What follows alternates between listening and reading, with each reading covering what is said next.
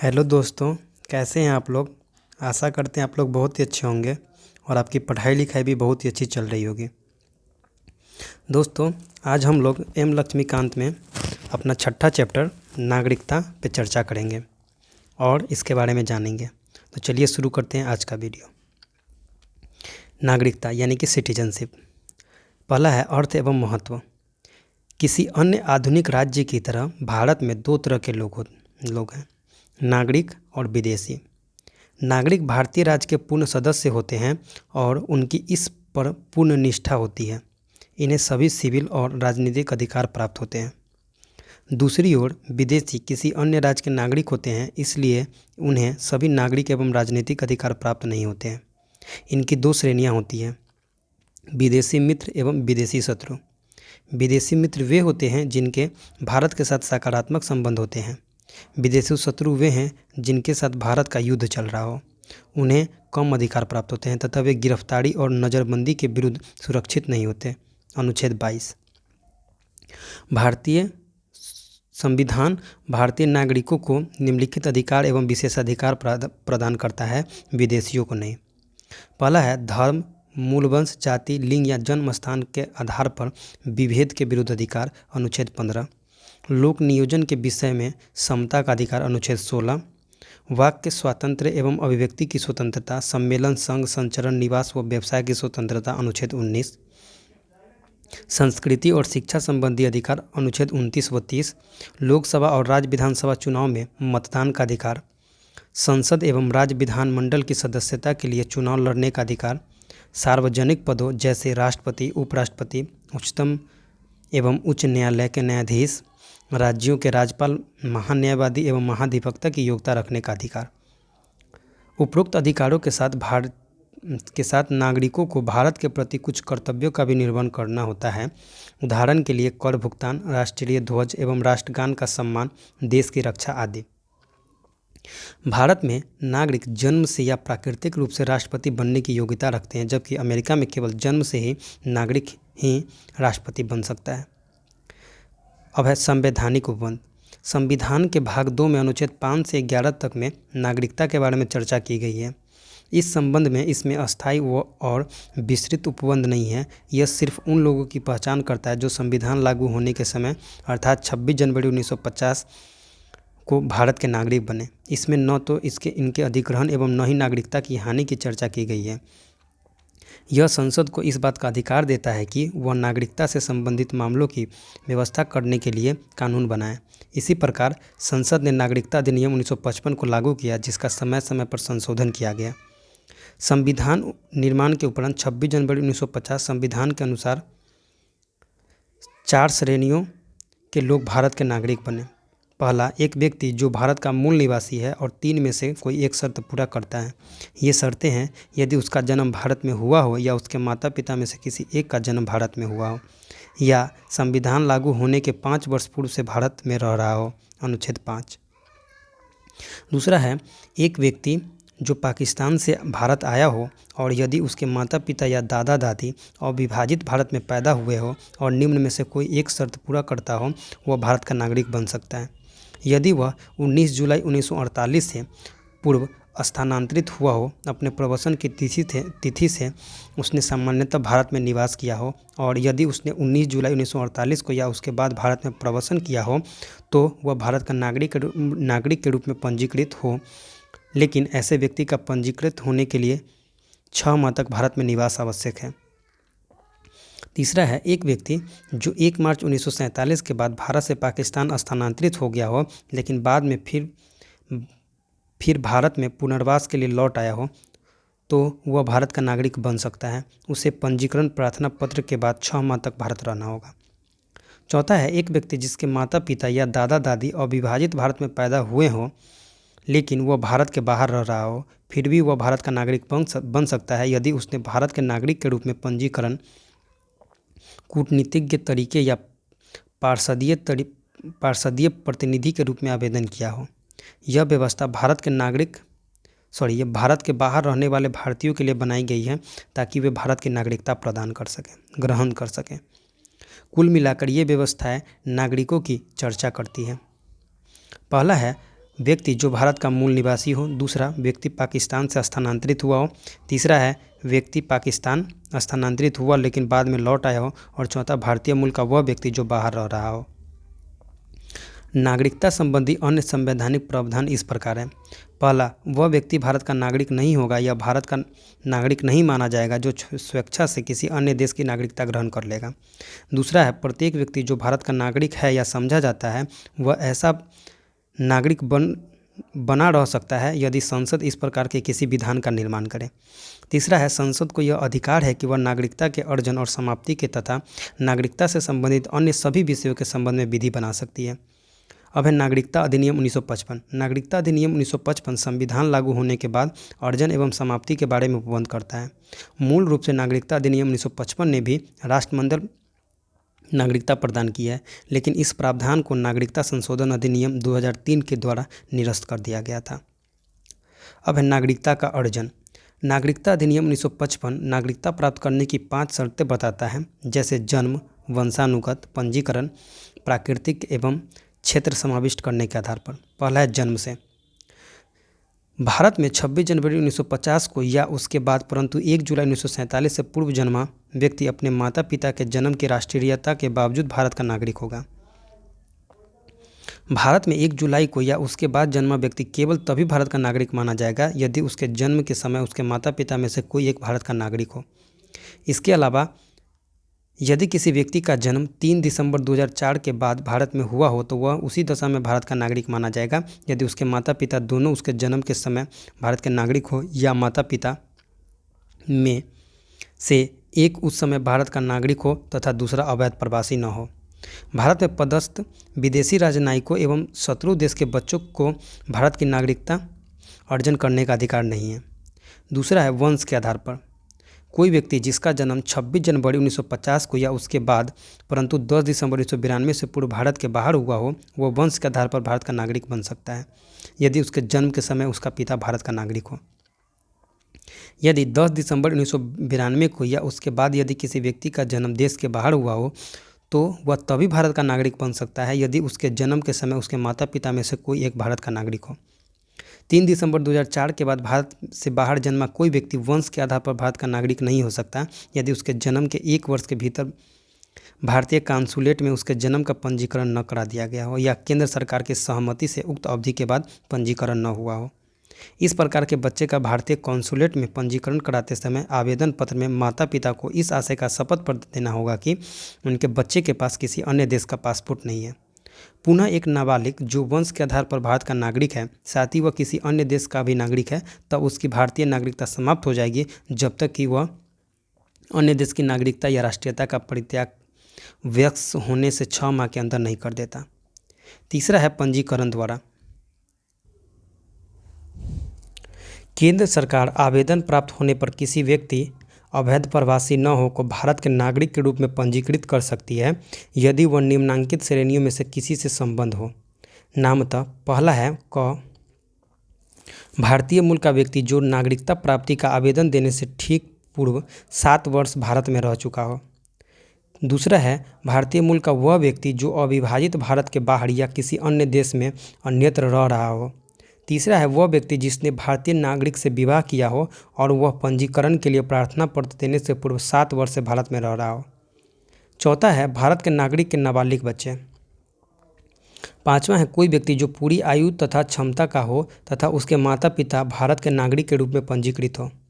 छठा है कोई व्यक्ति जो पूरी आयु तथा क्षमता का हो तथा वह या उसके माता पिता स्वतंत्र भारत के नागरिक के रूप में पंजीकृत हो या वह पंजीकरण का इस प्रकार का आवेदन देने से 12 महीने से साधारणतः निवास कर रहा हो। सातवां है कोई व्यक्ति जो पूरी आयु तथा क्षमता का हो तथा वह समुद्र पार किसी देश के नागरिक के रूप में 5 वर्ष से पंजीकृत हो या तथा वह पंजीकरण का इस प्रकार का आवेदन देने से 12 महीने से साधारणतः निवास कर रहा हो। एक व्यक्ति जन्म से भारतीय मूल का माना जाएगा यदि वह या उसके माता पिता में से कोई अविभाजित भारत में पैदा हुआ हो या 15 अगस्त 1947 के बाद भारत का अंग बनने वाले किसी भू क्षेत्र के निवासी हो। उपरोक्त सभी श्रेणियों के लोगों को भारत के नागरिक के रूप में पंजीकृत होने के बाद निष्ठा की शपथ लेनी होगी। अब अगला है चौथा नंबर, प्राकृतिक रूप से। केंद्र सरकार आवेदन प्राप्त होने पर किसी व्यक्ति अवैध प्रवासी न हो को प्राकृतिक रूप से नागरिकता प्रमाण पत्र प्रदान कर सकती है यदि वह व्यक्ति निम्नलिखित योग्यताएं रखता है। क में है कि ऐसे देश से संबंधित नहीं हो जहां भारतीय नागरिक प्राकृतिक रूप से नागरिक नहीं बन सकते। ख है कि यदि वह किसी अन्य देश का नागरिक हो तो वह भारतीय नागरिकता के लिए आवेदन की स्वीकृति पर उस देश की नागरिकता को त्याग देगा। ग है यदि वह भारत में रह रहा हो या भारत की सेवा में हो या इनमें से थोड़ा कोई एक और थोड़ा कोई अन्य हो तो उसे नागरिकता संबंधी आवेदन देने के कम से कम 12 माह पूर्व से भारत में रहा होना चाहिए। घ है यदि 12 माह की अवधि से 14 वर्ष पूर्व से वह भारत में रह रहा हो या भारत सरकार की सेवा में हो या इनमें से थोड़ा एक में और थोड़ा अन्य में, इसकी कुल अवधि 11 वर्ष से कम नहीं होनी चाहिए। अंगम है उसका चरित्र अच्छा होना चाहिए। च में है कि वह संविधान की 8वीं अनुसूची में उल्लेखित भाषाओं का अच्छा ज्ञाता हो। छ में है कि उसे प्राकृतिक रूप से नागरिकता प्रमाण पत्र प्रदान किए जाने की स्थिति में वह भारत में रहने का इच्छुक हो या भारत सरकार सेवा या किसी अंतर्राष्ट्रीय संगठन में जिसका भारत सदस्य हो या भारत में स्थापित किसी सोसाइटी, कंपनी या व्यक्तियों का निकाय हो में प्रवेश या उसे जारी रखे। हालांकि भारत सरकार उपरोक्त प्राकृतिक शर्तों के मामले पर एक या सभी पर दावा हटा सकती है यदि व्यक्ति की विशेष सेवा विज्ञान, दर्शन, कला, साहित्य, विश्व शांति या मानव उन्नति से संबंध हो। इस प्रकार से नागरिक बने हर व्यक्ति को भारत के संविधान के प्रति निष्ठा की शपथ लेनी होगी। 5वां है क्षेत्र समाविष्ट द्वारा। किसी विदेशी क्षेत्र द्वारा भारत का हिस्सा बनने पर भारत सरकार उस क्षेत्र से संबंधित विशेष व्यक्तियों को भारत का नागरिक घोषित करती है। ऐसे व्यक्ति उल्लेखित तारीख से भारत के नागरिक होते हैं। उदाहरण के लिए जब पांडिचेरी भारत का हिस्सा बना तो भारत सरकार ने नागरिकता पांडिचेरी आदेश 1962 पर जारी किया। यह आदेश नागरिकता अधिनियम 1955 के तहत जारी किया गया। छठा है असम समझौते से आच्छादित व्यक्तियों के लिए नागरिकता का विशेष प्रावधान। नागरिकता संशोधन अधिनियम 1985 असम समझौते विदेशी मुद्दे पर आच्छादित व्यक्तियों की नागरिकता के लिए निम्नलिखित विशेष प्रावधान करता है। ए में है भारतीय मूल के सभी व्यक्ति जो 1 जनवरी 1966 के पहले बांग्लादेश से असम आए और जो अपने प्रवेश के बाद से ही साधारणतः असम के निवासी हैं को 1 जनवरी 1966 से भारत का नागरिक मान लिया जाएगा। बी में है कि भारतीय मूल का प्रत्येक व्यक्ति जो 1 जनवरी 1966 को या उसके बाद लेकिन 25 मार्च 1971 से पहले बांग्लादेश से असम आया और अपने प्रवेश के समय से ही साधारणतया असम का निवासी है और जिसे विदेशी के रूप में पहचाना गया है को स्वयं को निबंधित करना होगा। ऐसा निबंधित व्यक्ति भारत का नागरिक मान लिया जाएगा। सभी उद्देश्यों के लिए विदेशी के रूप में पहचाने जाने के बाद से 10 वर्षों की अवधि की समाप्ति की तारीख के बीच, लेकिन इन 10 वर्षों के बीच की अवधि में उसे भारत के नागरिक के समान ही अधिकार होंगे लेकिन मत देने का अधिकार नहीं होगा। अब है नागरिकता की समाप्ति। नागरिकता अधिनियम 1955 में अधिनियम या संवैधानिक व्यवस्था के अनुसार प्रत्येक नागरिकता खोने के लिए 3 कारण बताए गए हैं। पहला है त्यागना, फिर बर्खास्तगी या वंचित करना होगा। इसमें पहला है स्वैच्छिक त्याग। एक भारतीय नागरिक जो पूर्ण आयु और क्षमता का हो, ऐसी घोषणा के उपरांत वह भारत का नागरिक नहीं रहता, अपनी नागरिकता को त्याग कर सकता है। यदि इस तरह की घोषणा तब हो जब भारत युद्ध में व्यस्त हो तो केंद्र सरकार इसके पंजीकरण को एक तरफ रख सकती है। जब कोई व्यक्ति अपनी नागरिकता का परित्याग करता है तो उस व्यक्ति का प्रत्येक नाबालिग बच्चा भारतीय नागरिक नहीं रहता। यद्यपि इस तरह के बच्चे की उम्र 18 वर्ष भारतीय होने पर वह प्रार्थना पत्र देकर भारतीय नागरिक बन सकता है। दूसरा है बर्खास्तगी के द्वारा। यदि कोई भारतीय नागरिक स्वेच्छा से किसी अन्य देश की नागरिकता ग्रहण कर ले तो उसकी भारतीय नागरिकता स्वयं बर्खास्त हो जाएगी। हालांकि यह व्यवस्था तब लागू नहीं होगी जब भारत युद्ध में व्यस्त हो। तीसरा है वंचित करने पर। केंद्र सरकार द्वारा भारतीय नागरिक को आवश्यक रूप से बर्खास्त करना होगा। यदि नागरिकता फर्जी तरीके से प्राप्त की गई हो। दूसरा, यदि नागरिक ने संविधान के प्रति अनादर जताया हो। तीसरा, नागरिक ने युद्ध के दौरान शत्रु के साथ गैर कानूनी रूप से संबंध स्थापित किया हो या उसे कोई राष्ट्र विरोधी सूचना दी हो। चौथा है पंजीकरण या प्राकृतिक नागरिकता के 5 वर्ष के दौरान नागरिकता को किसी देश में 2 वर्ष की कैद हुई हो। नागरिक को किसी देश में 2 वर्ष की कैद हुई हो। नागरिक सामान्य रूप से भारत के बाहर 7 वर्षों से रह रहा हो। फिर है एकल नागरिकता। यद्यपि भारतीय संविधान संघीय है और इसने दोहरी राज्य पद्धति केंद्र एवं राज्य को अपनाया है, लेकिन इसमें से केवल एकल नागरिकता की व्यवस्था की गई है, अर्थात भारतीय नागरिकता। यहाँ राज्यों के लिए कोई पृथक नागरिकता की व्यवस्था नहीं है। अन्य संघीय राज्यों जैसे अमेरिका एवं स्विट्जरलैंड में दोहरी नागरिकता की व्यवस्था को अपनाया गया है। अमेरिका में प्रत्येक व्यक्ति न केवल अमेरिका का नागरिक है वरन उस राज्य का भी नागरिक है जहाँ वह रहता है। इस तरह उसे दोहरी नागरिकता प्राप्त है और इसी संदर्भ में उसे राष्ट्रीय सरकार एवं राज्य सरकार के दोहरे अधिकार प्राप्त हैं। यह व्यवस्था भेदभाव की समस्या पैदा कर सकती है, जैसा कि राज्य अपने नागरिकों के प्रति भेदभाव बरत सकता है। यह भेदभाव मताधिकार, सार्वजनिक पदों, व्यवसाय आदि को लेकर हो सकता है। ऐसी समस्याओं को दूर करने के लिए भारत में एकल नागरिकता की व्यवस्था को अपनाया गया। भारत में सभी नागरिकों को, चाहे उनका जन्म कहीं और निवास कहीं और हो, पूरे देश में समान नागरिक अधिकार प्राप्त होंगे। उनके बीच किसी तरह का भेदभाव नहीं किया जा सकता। हालांकि भेदभाव रहित इस व्यवस्था में कुछ अपवाद भी है। पहला है, संसद यानी कि अनुच्छेद 16 के तहत ऐसी व्यवस्था कर सकती है कि यदि किसी राज्य विशेष में रहने वाले लोगों को कुछ नौकरियों या नियुक्तियों में अलग सुविधा मिले, यह सुविधा उस राज्य या केंद्र शासित प्रदेश के तहत स्थानीय या अन्य प्रशासन के तहत हो सकती है। संसद ने इसी से संबंधित सार्वजनिक रोजगार यानी कि निवास के रूप में जरूरत अधिनियम 1957 को प्रभावी बनाया। भारत सरकार को यह अधिकार दिया गया कि गैर राजपत्रित पदों पर नियुक्त किए गए आंध्र प्रदेश, हिमाचल प्रदेश, मणिपुर और त्रिपुरा के लिए निवास की अनिवार्यता करें। जैसा कि यह अधिनियम 1974 में समाप्त हो गया, उसके बाद आंध्र प्रदेश और तेलंगाना को छोड़कर किसी भी राज्य में ऐसी व्यवस्था नहीं है। दूसरा है संविधान यानी कि अनुच्छेद 15 किसी भी नागरिक के खिलाफ धर्म, मूल वंश, जाति, लिंग, जन्म स्थान या निवास के आधार पर भेदभाव करने पर प्रतिबंध लगाता है। इसका अभिप्राय है कि निवास के आधार पर राज्य किसी को विशेष सुविधा दे सकता है जो कि संविधान द्वारा दिए गए अधिकारों के सीमा क्षेत्र में आने वाला मामला न हो। उदाहरण के लिए एक राज्य अपने निवासियों के लिए शैक्षणिक शुल्क में छूट दे सकता है। तीसरा है निवास एवं घूमने की स्वतंत्रता। अनुच्छेद 19 के अंतर्गत अनुसूचित जनजातियों के हित में सुरक्षा का विषय है। दूसरे शब्दों में जनजातीय क्षेत्रों में प्रवेश एवं निवास प्रतिबंधित है। निश्चित रूप से ऐसी व्यवस्था उनकी विशेष संस्कृति, भाषा, रिवाज आदि को बचाने के लिए की गई है। यही नहीं, यह व्यवस्था उनकी संपत्ति एवं परंपरा को बचाने एवं उनके शोषण के विरुद्ध एक सुरक्षा कवच भी है। चौथा है 2019 तक जम्मू एवं कश्मीर की विधायिका निम्नलिखित के लिए अधिकृत थी। क, उन व्यक्तियों को परिभाषित करना जो जम्मू एवं कश्मीर राज्य का अस्थायी निवासी है, और ख, ऐसे अस्थायी निवासियों को निम्न मामलों में विशेष अधिकार एवं सुविधाएं प्रदान करना।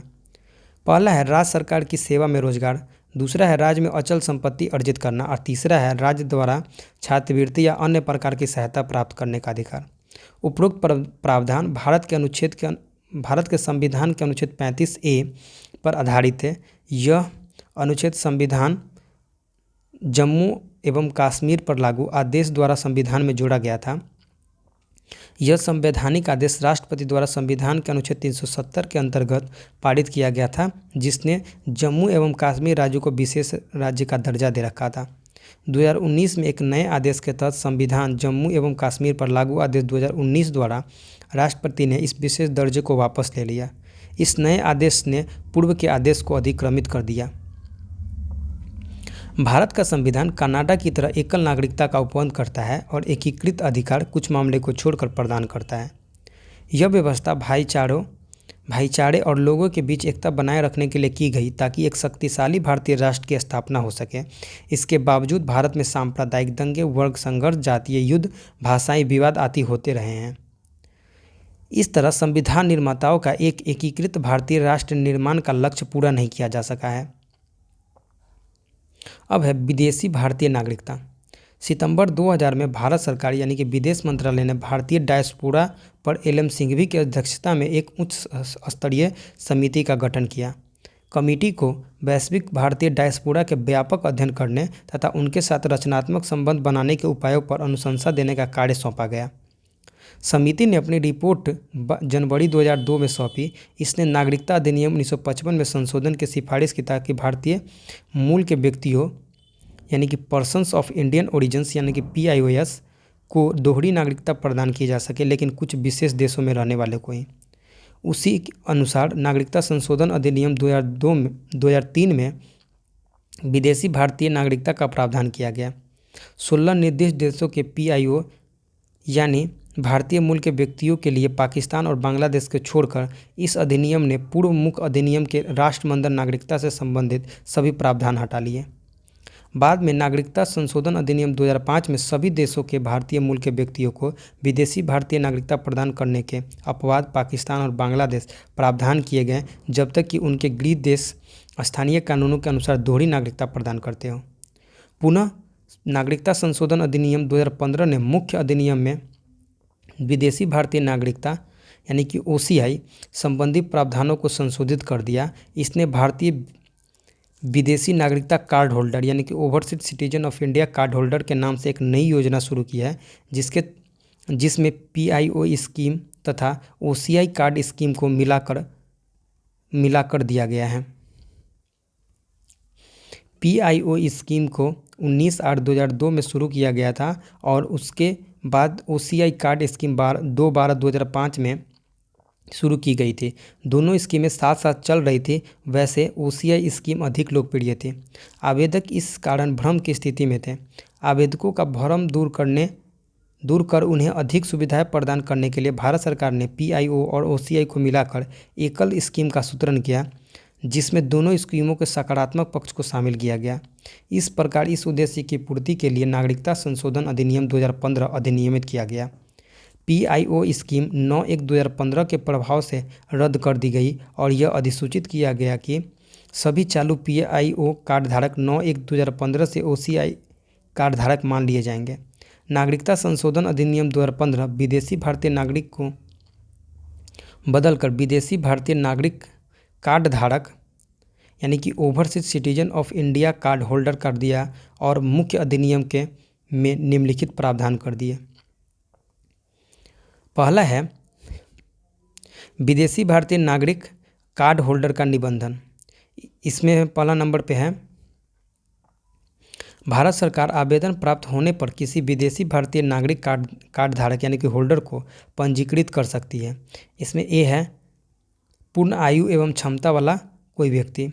इसमें पहला नंबर पे है कि जो कि किसी अन्य देश का नागरिक है लेकिन संविधान लागू होने के समय अथवा उसके बाद भारत का नागरिक था, अथवा जो कि अन्य देश का नागरिक है लेकिन संविधान लागू होने के समय भारत का नागरिक होने के लिए अहर्ह था, अथवा जो कि अन्य देश का नागरिक है लेकिन उस भूभाग से संबंध रखता है जो 15 अगस्त 1947 के भारत का भाग हो, अथवा जो कि ऐसे किसी नागरिक का पुत्र या पुत्री या पौत्र या पौती या परपौत्र या परपौत्री हो, अथवा कोई व्यक्ति जो धारा ए में उल्लेखित व्यक्ति का नाबालिग बच्चा हो, अथवा कोई व्यक्ति जो कि नाबालिग बच्चा हो जिसके माता पिता भारत के नागरिक हैं, अथवा दोनों में से एक भारत का नागरिक हो, अथवा भारतीय नागरिक का विदेशी मूल का या कि पति पत्नी अथवा विदेशी भारतीय नागरिक कार्डधारक का विदेशी मूल का या कि पति या पत्नी जिसकी विवाह निबंधित है और आवेदन प्रस्तुत करने की तिथि के पूर्व कम से कम 2 वर्ष तक लगातार चला हो। कोई भी व्यक्ति जो स्वयं अथवा जिसके माता पिता में से कोई एक अथवा उसके दादा दादी परदादा परदादी पाकिस्तान बांग्लादेश अथवा ऐसे किसी देश जिन्हें भारत सरकार उल्लेखित कर सकती है, विदेशी भारतीय कार्ड होल्डर के लिए निबंधन के लिए अहर्ह नहीं होगा। दूसरा है, भारत सरकार उस आंकड़े या डाटा को उल्लेखित कर सकती है जिसमें से सूचीबद्ध भारतीय मूल के कार्डधारक व्यक्तियों को विदेशी भारतीय नागरिकता कार्ड होल्डर माना जाएगा। तीसरा है कि बिंदु 1 में कोई बात पहले रहते भी केंद्र सरकार अगर संतुष्ट हो कि कोई विशेष परिस्थिति बनती है, उन परिस्थितियों को लिखित में अभिलेखित कर व्यक्ति को विदेशी भारतीय नागरिक कार्ड होल्डर के रूप में निबंधित कर सकती है। फिर है दूसरा नंबर पे है कि विदेशी भारतीय नागरिक कार्ड होल्डर को प्राप्त करने का अधिकार। इसमें पहला नंबर है कि एक व्यक्ति भारतीय नागरिक कार्ड होल्डर को ऐसे अधिकार प्राप्त होंगे जैसा कि केंद्र सरकार उल्लेखित या विशिष्ट निर्देशित कर सकती है। दूसरा है एक विदेशी भारतीय नागरिक कार्ड होल्डर को निम्नलिखित अधिकार नहीं होंगे जो कि किसी भारतीय नागरिक को होते हैं। ए नंबर पे है उसे सार्वजनिक रोजगार के मामले में अवसर की समान संभावना का अधिकार नहीं होगा। दूसरा, वह राष्ट्रपति चुने जाने के लिए अहर्य नहीं होगा। सी है वह उपराष्ट्रपति चुने जाने के लिए अहर्य नहीं होगा। डी है वह सर्वोच्च न्यायालय का न्यायाधीश नियुक्त किए जाने के लिए अहर्य नहीं होगा। ई है वह उच्च न्यायालय का न्यायाधीश नियुक्त किए जाने के लिए अहर्य नहीं होगा। एफ है वह एक मतदाता के रूप में पंजीकृत किए जाने का अधिकारी नहीं होगा। जी है वह लोकसभा या राज्यसभा का सदस्य बनने के लिए अहर्य नहीं होगा। और एच है वह राज्य विधानसभा या राज्य विधान परिषद का सदस्य चुने जाने के लिए अहर्य नहीं होगा। और इसमें पहला है कि वह सार्वजनिक सेवाओं में नियुक्ति तथा संघ अथवा राज्य के मामले से संबंधित पद के लिए अहर्य नहीं होगा जब तक कि ऐसी सेवाओं एवं पदों पर नियुक्ति के लिए केंद्र सरकार विशिष्ट निर्देश न दे। तीसरा नंबर पे है विदेशी भारतीय नागरिकता कार्ड का परित्याग। इसमें पहला नंबर पे है कि यदि कोई विदेशी भारतीय नागरिक कार्ड होल्डर निर्धारित पद्धति से उस कार्ड के परित्याग की घोषणा करता है जो उसे विदेशी भारतीय नागरिक के रूप में पंजीकृत करती है, तब इस घोषणा को केंद्र सरकार द्वारा पंजीकृत किया जाएगा तथा इस पंजीकरण के पश्चात वह व्यक्ति विदेशी भारतीय नागरिक नहीं रह जाएगा। दूसरा है जब एक व्यक्ति विदेशी भारतीय नागरिक कार्ड होल्डर नहीं रह जाता है तब उसका विदेशी मूल की उसकी या उसकी पति पत्नी जिसने विदेशी भारतीय नागरिक कार्ड प्राप्त किया है और उसका नाबालिग बच्चा जो कि विदेशी भारतीय नागरिक के रूप में पंजीकृत है भारत का विदेशी नागरिक नहीं रह जाएगा। और चौथा है कि विदेशी भारतीय नागरिक कार्ड होल्डर के रूप में पंजीकरण का रद्द होना। केंद्र सरकार विदेशी भारतीय नागरिक कार्ड होल्डर के रूप में किसी व्यक्ति का पंजीकरण रद्द कर सकती है यदि वह संतुष्ट है कि पहला ए नंबर पे है कि विदेशी भारतीय नागरिकता कार्ड होल्डर धोखाधड़ी, असत्य प्रतिनिधित्व अथवा भौतिक साक्ष्यों को छुपाकर प्राप्त की गई है, अथवा बी है कि विदेशी भारतीय नागरिक कार्ड होल्डर ने भारत के संविधान के प्रति अनिष्ठा प्रदर्शित की, अथवा सी है विदेशी भारतीय नागरिक कार्ड होल्डर ने ऐसे किसी युद्ध जिसमें भारत भी संलग्न है के दौरान शत्रु के साथ गैर कानूनिक रूप से संपर्क स्थापित किया है, अथवा डी है विदेशी भारतीय नागरिक कार्ड होल्डर ने पंजीकरण के 5 वर्षों के अंदर 2 वर्षों से कम की कैद की सज़ा भुगती है, अथवा ई है यदि ऐसा करना भारत की संप्रभुता एवं अखंडता, भारत की सुरक्षा, किसी दूसरे देश के साथ मैत्रीपूर्ण संबंध अथवा सामान्य जनता के हित में हो, अथवा एफ है किसी विदेशी भारतीय नागरिक कार्ड होल्डर का विकास जिसमें पहला है कि किसी समक्ष न्यायालय द्वारा या अन्य द्वारा भंग कर दिया गया हो, अथवा दूसरा है भंग नहीं किया गया हो लेकिन ऐसे विवाह के बने रहते ही उसने किसी और के साथ विवाह कर लिया हो। अब देख सकते हैं NRI, PIO एवं OCI कार्ड होल्डर की तुलना हम लोग ये पढ़ सकते हैं।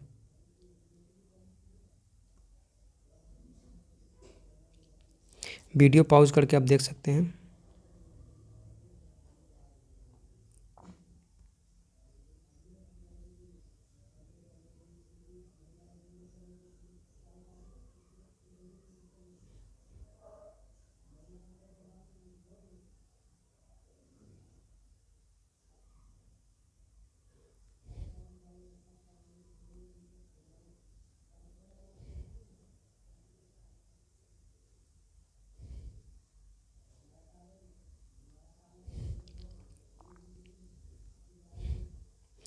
अब अगला है नागरिकता से संबंधित अनुच्छेद एक नज़र में। अनुच्छेद संख्या 5 विषय वस्तु है इसमें संविधान लागू होने के समय नागरिकता। अनुच्छेद 6 है कुछ वैसे व्यक्तियों के नागरिकता अधिकार जिन्होंने पाकिस्तान से भारत में प्रव्रजन किया है। प्रवर्जन किया है। अनुच्छेद 7 है कि पाकिस्तान के प्रवर्जित व्यक्तियों के नागरिकता अधिकार। 8वां है भारतीय मूल के वैसे लोगों के नागरिकता अधिकार जो भारत के बाहर निवास कर रहे हैं। 9वां है जो व्यक्ति स्वेच्छा से विदेशी राज्यों की नागरिकता प्राप्त कर रहे हैं उन्हें नागरिकता नहीं मिल सकती। और 10वां है नागरिकता अधिकारों की निरंतरता। और 11वां है संसद द्वारा कानून बनाकर नागरिकता अधिकारों का नियमन। तो ये चैप्टर यहीं पे ख़त्म होता है। आशा करते हैं आप लोग को ये चैप्टर अच्छा लगा होगा और ये वीडियो भी अच्छा लगा होगा। अगर ये वीडियो आपको अच्छा लगे तो लाइक कीजिए और चैनल को सब्सक्राइब करना ना भूलें। तो मिलते हैं नेक्स्ट चैप्टर के साथ, तब तक के लिए थैंक यू।